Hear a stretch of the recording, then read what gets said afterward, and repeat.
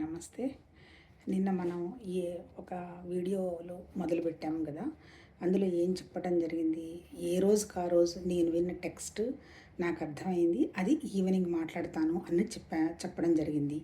తర్వాత ఇప్పుడు ఈ మాట్లాడుతున్నది ఏది కూడా నా సొంతం కాదు. నాకు అర్థమైనది నా అవగాహనలో మాట్లాడుతున్నాను. ఇప్పుడు నిన్నంతా తర్వాత నేను ఒక ఆడియో చేసున్నాను ఉపనిషత్తుల సారం అని. ఏంటి ఉపనిషత్తుల సారం అంటే, ఉపనిషత్తులంటే ఒక జ్ఞానమే చెప్పలేదు. అందులో ఆ టాక్స్‌లో కర్మ గురించి చెప్పడం జరిగింది. భక్తి గురించి చెప్పడం జరిగింది. యోగం గురించి చెప్పడం జరిగింది. ఇవన్నీ చెప్పారు. తర్వాత నిన్న ఒక దాంట్లో ఏం చెప్పాను, ప్రస్థానత్రయం అని చెప్పాను. ప్రస్థానత్రయం అంటే ఏంటి? ఒకటి ఉపనిషత్తులు, బ్రహ్మసూత్రాలు, భగవద్గీత. మళ్ళీ ఈ మూడిట్లో ఉన్నవి మళ్ళీ ఏం సపరేట్ కాదు. ఉపనిషత్తుల్లో ఏమున్నదే దాన్నే శంకరాచార్య గారు బ్రహ్మసూత్రాల్లాగా గుర్తు చేశారు. తర్వాత దాన్ని ఎలా ప్రాక్టీస్ చేయాలి అని భగవద్గీత రూపంలో చెప్పడం జరిగింది. దీనికి కొంచెం ఇంకొంత వెళ్తే మనకి బృహదారణ్యకోపనిషత్తు అని ఒక ఉపనిషత్తు ఉండింది. దాంట్లో యాజ్ఞవల్క్యుడికి 2 భార్యలు. ఆయన మొత్తం ఉన్న ప్రాపర్టీని 2 భార్యలకు ఇచ్చేసి నేను వెళ్ళిపోతాను అన్నప్పుడు, ఒక భార్య సరే అవేవో ఇచ్చిన ఆవులు గోవులు అవి తీసుకొని ఆనందపడుతుంది. ఒక ఆవిడ మాత్రం మైత్రేయి అంటారు, నాకు నువ్వు ఇంత దూరం ఇవన్నీ వదిలిపెట్టి వెళ్తున్నావు అంటే ఏదో నీకు సంతోషకరమైన విషయం ఏదో ఉంటుంది, నేను కూడా వస్తాను, నాకు ఇవన్నీ ఏమి వద్దు అంటుంది. అప్పుడు ఆయన చెప్తాడు, సరే నువ్వు మనం ఇక్కడికి వచ్చినందువల్ల మనం పొందాల్సింది ఏంటి అంటే ఆత్మసాక్షాత్కారం పొందడం ఒకటే మార్గం అని ఆయన చెప్తూ, ఎట్లా పొందాలి అని అడిగినప్పుడు ఆయన 3 పద్ధతులు చెప్పాడు. ఒకటేంటి, శ్రవణం, 2 మననం, 3 నిధిధ్యాస అన్నారు. మళ్ళీ ఆయన ఏం చెప్తున్నారు, ఇప్పుడు కొంతమందికి ఫస్ట్ విషయం చెప్పిన వెంటనే వాళ్ళు అవగాహన చేసేసుకుంటారు, వాళ్ళు ఉత్తమాధికారులు అంటాడు. తర్వాత మందాధికారులు ఉంటారు, వాళ్ళు ఒక శ్రవణమే సరిపోదు, శ్రవణంతో పాటు మననం కూడా చెయ్యాలి అంటారు. తర్వాత ఇంకోటి ఏంటి, ఇంకొక అధికారం ఉన్న వాళ్ళు ఏంటి, వాళ్ళు శ్రవణము చేయాలి, మననము చేయాలి, నిధిధ్యాస చేయాలని చెప్తాడు. ఆ తర్వాత ఇంకా చెప్పాలంటే, ఇప్పుడు మన వేమన ఉన్నాడు, ఆయన ఏం ఉపనిషత్తులు చదివాడు? అలాగే కబీర్ ఉన్నాడు, ఏం ఉపనిషత్తులు చదివారు వాళ్ళు? కాకపోతే వాడు బ్రహ్మ సృష్టిలోనే, అంటే ఇప్పుడు ఈ ప్రపంచం సృష్టిలో ఇదే ఒక పదార్థంగా గ్రహించుకొని దాంట్లోనే వాళ్ళు నేర్చుకొని దాంట్లోనే వాళ్ళు ముక్తి పొంది ఉండొచ్చు. కాకపోతే ఏంటంటే ఇది శాస్త్రం చెప్పింది. ఏం చెప్పింది శాస్త్రం? శ్రవణం చెయ్యండి, మననం చెయ్యండి, నిధిధ్యాస అని. ఎందుకు ఇవి చెయ్యాలి అంటే, ఒక మనిషి అనేవాడికి ఒక్కడికే మనసు ఉంది ఈ భూమి మీద, ఇంకెవ్వరికీ మనసు లేదు. ఈ మనసుకున్న లక్షణం ఏంటి? మానవుడు అంటే ఎవరు? మననం చేసేవాడు మానవుడు. అంతే. ఏ విషయమేనంటే విచారణ చేయాలన్నమాట. అంటే మనం విచారణ చేసితేనే ఏదైనా మనం గ్రహించుకుంటాం తప్ప, ఎక్కడో ఏదో ఎవరో ఏదో ఇస్తే వెంటనే ఏదో వచ్చి పడుతుంది అనేది ఏం ఉండదు. అంటే మనం ఏమి చెయ్యాలన్నా మనం కష్టపడి మనం దాని మీద శ్రద్ధ పెట్టి తెలుసుకోవాల్సిందే. ఇప్పుడు ఇక్కడ ఏం చెప్తాడు, ఇప్పుడు ఈ మానవుడికి ఉన్నటువంటి ఫస్ట్ లక్షణం ఏంటి? ఏముంది ఇక్కడ మన ప్రాబ్లము? మనకి అజ్ఞానం ఉంది. రెండోది ఏముంది?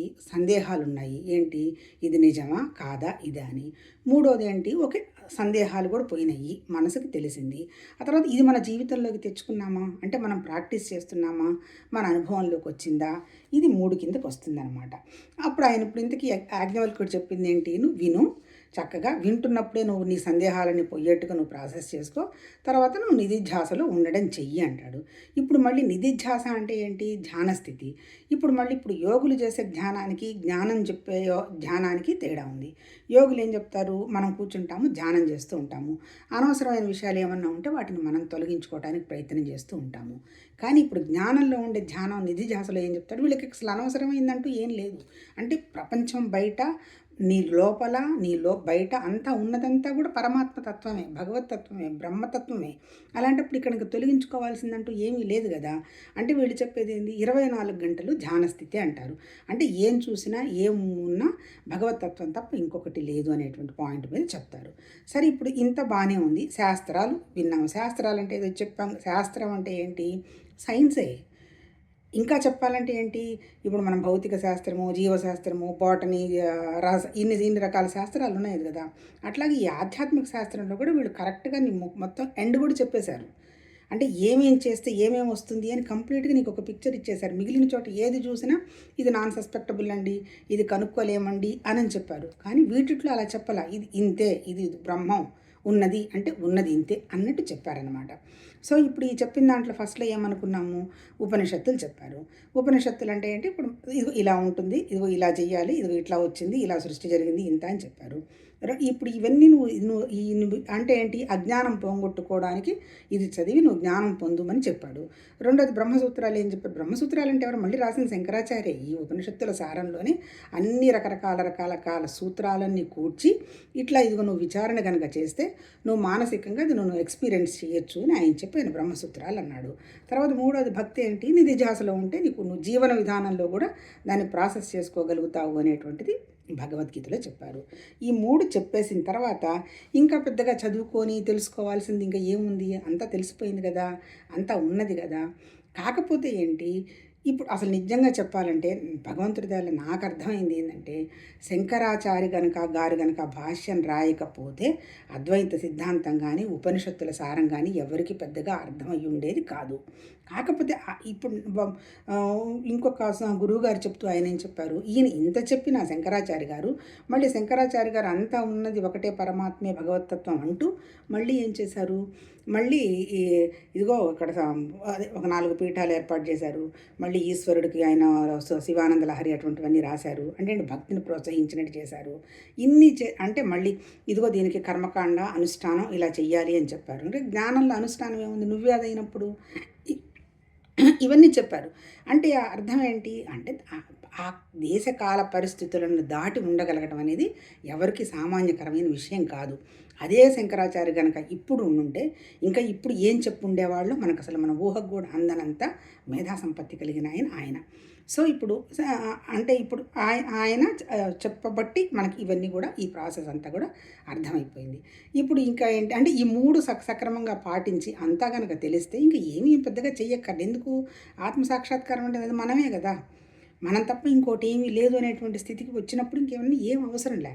కాకపోతే ఇంకా సందేహాలుండి ఆ సందేహాలు నివృత్తి చేసుకోవటం కోసం దానికి అనుగుణంగా ఈవెన్ శంకరాచార్య గారు రాసినటువంటి పుస్తకాలు చదివిన తర్వాత కూడా చాలామంది ఇంకా కొన్ని డౌట్స్ ఉన్నాయనుకోండి, వాటికి పెద్ద మళ్ళీ క్లారిఫై చెయ్యరు, వదిలేస్తారు. ఇన్ని చెప్పారు కదా, మరి ఎందుకు ఈ జంతు బలులు అవన్నీ ఎందుకు చెప్పారు అని ఎవరన్నా ప్రశ్న ఇచ్చారనుకో, దానికి ఆ విషయం చెప్పరా, అదేముందిలేయ్యా, జస్ట్ కళలో జరుగుతాయా జరగదు కదా అన్నట్టుగా వాటిలో దాటేసి ఉంటారనమాట. ఇట్లా ఈ దాటేసిన వ్యవహారాన్ని కూడా స్ట్రిక్ట్గా అన్ని రకాల వ్యవహారాలన్నీ చెప్పి నా పుస్తకం ఒకటి ఉన్నది అని మహానుభావులు చెప్తున్నారు. అది పంచదశి. ఈ పంచదశిని రాసింది ఎవరు, దాదాపు 700-800 సంవత్సరాల నాడే కర్ణాటకలో ఆయన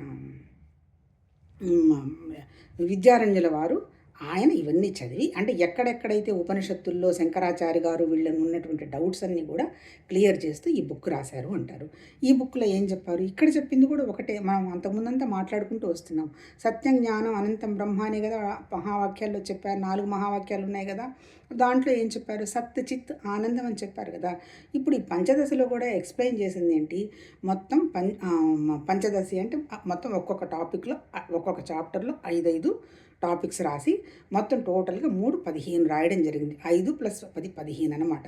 వీంట్లో ఏం చెప్పారు పంచదశలో, ఫస్ట్దేమో సత్తుకు సంబంధించిన జ్ఞానం ఒక 5 టాపిక్స్ చెప్పారు. సత్ అంటే ఏంటి, అసలు ఎట్లాగా వచ్చింది క్రియేషను, ఇది ఉన్నదా ఇది లేదా ఏంటి అనేది సత్తుకు సంబంధించి చెప్పారు. 5 వచ్చేమో అదే సత్తుకి వాటిట్లేంది, వాటిని వివేక పంచకం అన్నారు. ఆ వివేక పంచంలో ఏంటి, పంచభూతాలు, పంచకోశాలు, ద్వైత వివేకం, ఆ తర్వాత మహావాక్యాలు, వీటికి సంబంధించిన ఒక 5 టాపిక్స్ చెప్పారు. రెండోది వచ్చేమో దీప పంచకం అన్నాడు. దీప పంచకం అంటే జ్ఞానం, అంటే చిత్ అంటే ఏంటి, ఎవరికి తెలిసింది ఇది ఉన్నది అని, మన జ్ఞానానికి తెలిసింది. మన జ్ఞానం లిమిటెడ్ అయితే మన మనస్సు, దీని బియాండ్ అయిపోతే పరమాత్మతత్వం, అంతకంటే ఏం లేదు. వాళ్ళు చెప్పిందంతా కూడా అదే. అది వచ్చి రెండోది ఏంటి, ఇంకా ఆ దీప పంచకంలో ఒక టాపిక్ ఉంది, నాటక దీపం అని. ఏం లేదయ్యా, ఎంత రావడం పోవడం అంత నాటకమేనన్నా అదొక ఎక్స్ప్లెనేషన్ ఉంది. మూడోది వచ్చి ఆనంద పంచకం. ఈ 2 ఒకటే, మరి దేనికోసం వచ్చినట్టు, ఇది ఆనందం అనమాట. ఇది ఈ పంచదశి, ఇది ఇంట్రడక్షను. రేపటి నుంచి పంచదశలో ఫస్ట్ చాప్టర్ వచ్చి వివేక పంచకం గురించి మాట్లాడుకుందాం. నమస్తే.